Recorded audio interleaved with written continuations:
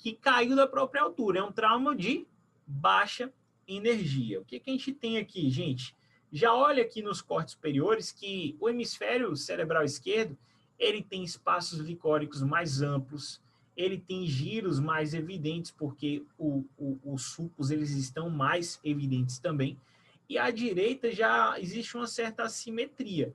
A gente não consegue ver o mesmo aspecto que a gente vê à esquerda.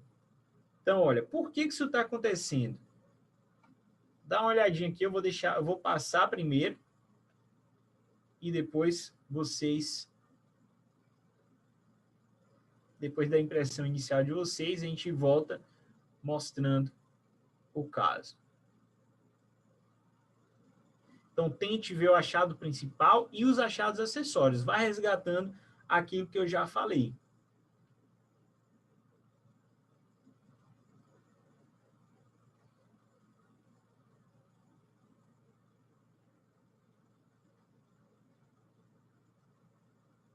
Vamos lá?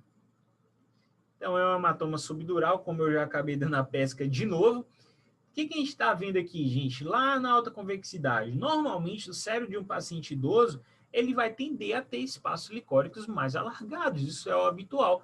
Quando eu começo a ter um cérebro muito apertadinho no paciente idoso, eu tenho que desconfiar de massa, formação expansiva, de sangramento, alguma coisa que está no crânio ocupando espaço que deveria estar, entre aspas, sobrando, beleza? Então, ó, já olho com olhos maliciosos para essa TC, olho para a periferia aqui com olhos maliciosos e vejo uma coleção extraaxial, ou seja, uma coleção fora do parênquima. Ela não é intraparenquimatosa, ela é extraaxial. E o formato dessa coleção é muito interessante, porque é um formato que vai se conformando, ele vai se adequando ao formato do próprio encéfalo. É uma imagem mais semilunar, tá? Uma imagem mais convexa. Então, essa imagem é a imagem típica do hematoma subdural. E o hematoma subdural, ele é interessante porque, primeiro, ele ocorre abaixo da dura, entre a dura e a aracnoide, né? Então, portanto, ele vai seguir a reflexão da dura. Uma das reflexões da dura, aqui, ó, tentório cerebelar. Então, veja, por exemplo, que esse hematoma subdural aqui, ó, ele acompanha, olha aqui o tentório de um lado esquerdo, do lado direito ele está espessando o tentório, porque ele está acompanhando o tentório, tá? E ele faria e fez o mesmo com a foice cerebral aqui. Tá vendo a foice aqui espessa? A foice não é para ser espessa. A foice tem que ser um tracinho de um lápis. Eu não devo ver nada de espessura na foice. Esse tantinho de espessamento aqui na foice, ó, já indica sangramento, tá? Tem sangramento aqui no espaço subdural. Lembra que na foice não dá para ser epidural. Tem que ser subdural, porque o epidural está lá junto com o crânio, beleza? Então, a epidural é junto da calota. Então, aqui, ó, sangramento na foice. Olha como é simplesmente ver que a foice está um pouquinho mais densa, um pouco mais espessada. Esse não é o aspecto normal da foice. Tem algumas áreas de maior acúmulo, mas nem precisaria ter isso para a gente definir que é sangramento da foice. Existe um desvio contralateral importante da linha média. Então, se eu fosse traçar aqui, ó, a linha média, medindo sempre aqui, ó, o septo pelúcido do ventrículo lateral, tá? Deixa eu apagar aqui, esse septo pelúcido ficou horrível. Mas medindo aqui sempre o septo pelúcido do ventrículo lateral. Aqui. E aí eu vou medir a distância. Com certeza aí tem mais do que 0,5.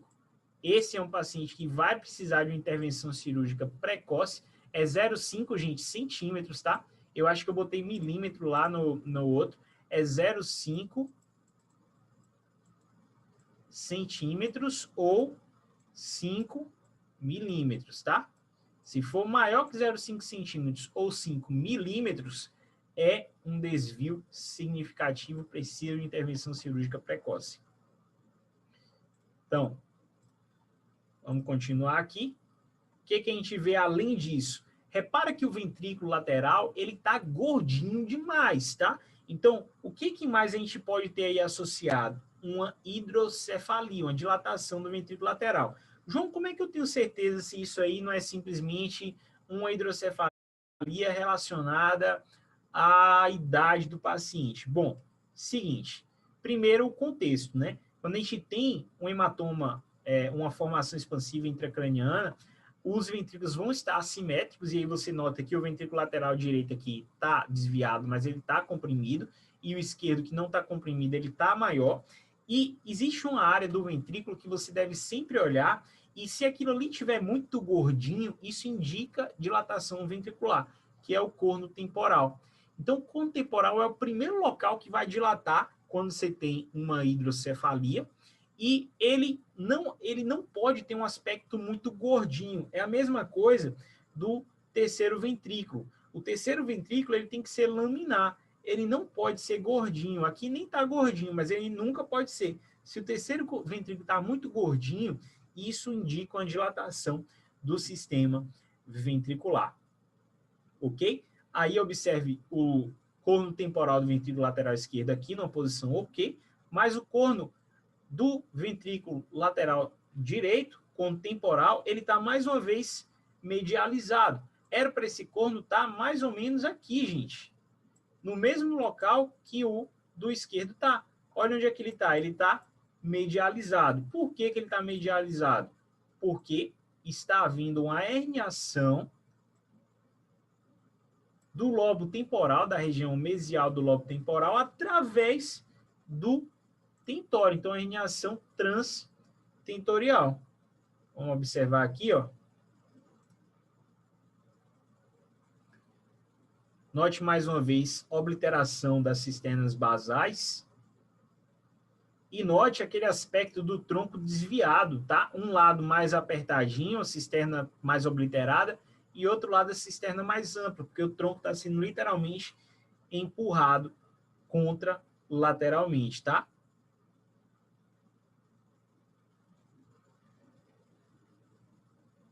Ok? Então, aí a gente tinha uma herniação subfalcina importante, que você não precisa descrever como subfalcina, você simplesmente precisa notar que todo desvio da linha média é uma herniação subfalcina. A gente tem também uma herniação transtentorial descendente do tipo uncal, né? Tem uma herniação uncal. Eu gosto muito de ver herniação uncal baseado na posição do corno temporal do ventrículo lateral e também nesse corte aqui da fossa posterior, beleza? Então, eu sempre olho para essas coisas aí para pensar em herniação uncal e, claro, eu reformato, boto no coronal e vejo onde é que está o aspecto do lobo temporal ali, se ele está herniando junto com o corno do ventrículo ou não. Eu sempre olho também. Se eu suspeitar no axial, eu olho também no coronal. Então, hematomas subdurais, diferente dos hematomas epidurais, eles são tipicamente venosos, sangramento de veias ponte. Classicamente, vão ocorrer no paciente mais idoso ou no paciente alcoólatra. Por quê? Porque esses pacientes têm uma maior fragilidade. Então, eles nem precisam de um super trauma de alta energia. Basta ter uma quedinha da própria altura, ou às vezes o paciente nem sabe de trauma nenhum. Você pergunta, ele tem lá um hematoma subdural, você pergunta e ele não sabe de trauma nenhum. Pode acontecer, por exemplo, do paciente idoso, começa a abrir um quadro de instalação de demência, chega demente lá para fazer a ATC. Na ATC você encontra um hematoma subdural crônico bilateral. E se pergunta para o paciente, quando foi isso aqui? Sofreu algum trauma? Não lembra. Ele não vai lembrar, porque às vezes o trauma é de muita baixa energia e o paciente nem sequer se lembra. Beleza? Veja que está aqui o periósteo, a dura, o periósteo e o hematoma é abaixo da dura, entre a dura e a aracnóide, em vermelhinho aqui a aracnóide e a dura. Então, subdural, o próprio nome já diz, é subdura, abaixo da dura, mas acima da aracnóide. Beleza? O epidural é epidura, então é acima da dura, entre a dura e o crânio, a calota, o periósteo, é subperiosteal.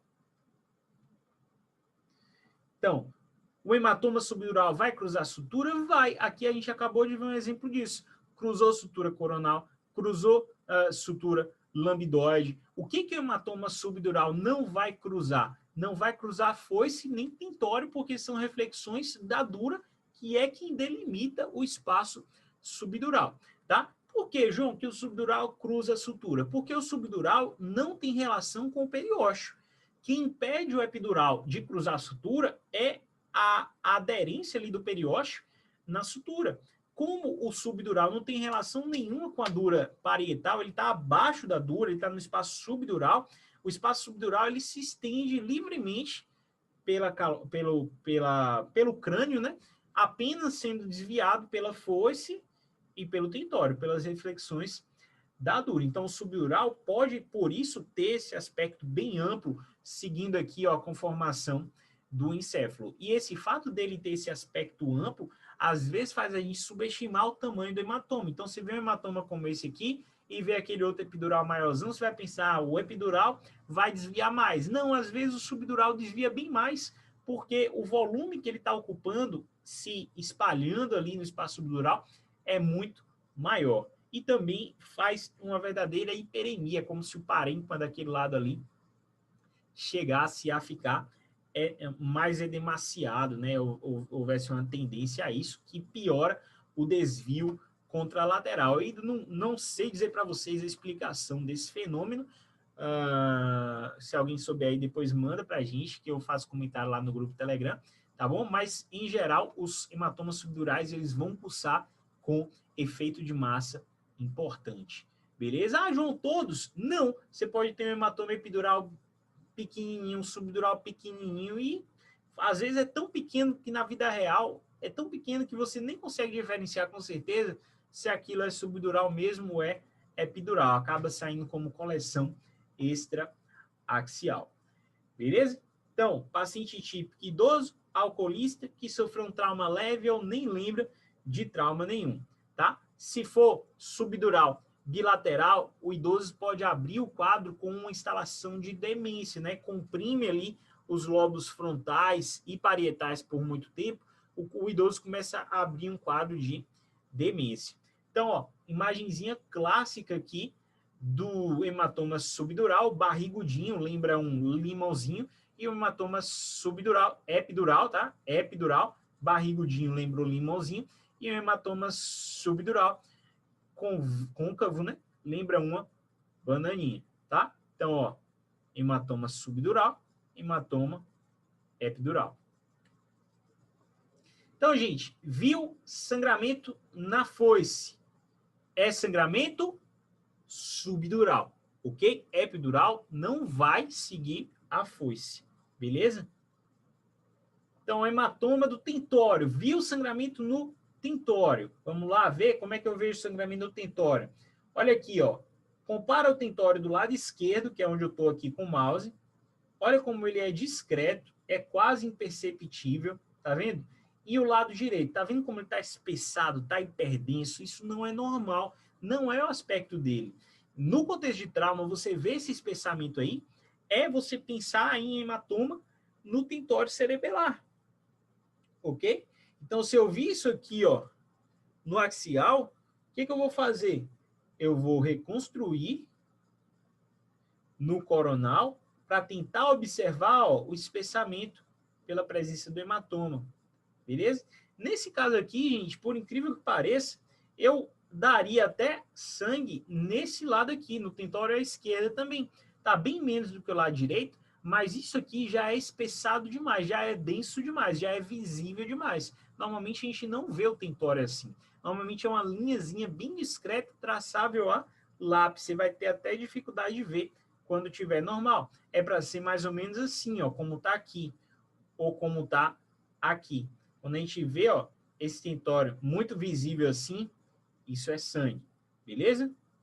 Então, quem está começando a analisar a tomografia costuma deixar de ver esse tipo de sangue nessas localizações. Então, aqui ó, na foice, aqui um pouquinho. E lá no sagital, sempre a reconstrução multiplanar vai tender a te ajudar bastante. Olha só como é fácil de ver o hematoma no tentório cerebelar aqui no sagital. Beleza? Então, estamos combinados? Foice ou tentório subdural. Beleza, caso 3. Deixa eu